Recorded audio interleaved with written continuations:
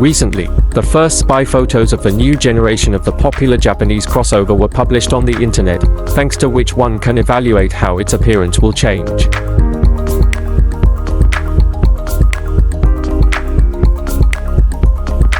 The current RAV4 is built on the TNGAK modular platform, and the new generation will also be produced on it. The crossover will retain traditional and hybrid powertrains, and in the future, a fully electric modification may appear.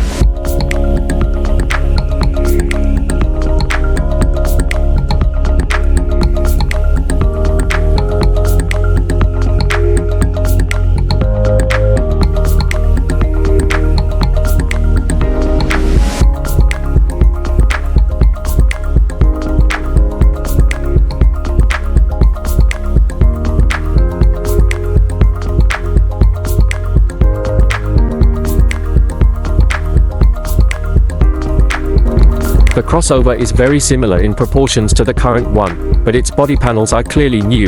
The shape of the side glazing will change slightly due to the triangles in the front doors and the windows behind the rear doors. The lower parts of the side doors are also made differently. The front of the SUV is completely new. It will echo such models as the Camry and Crown.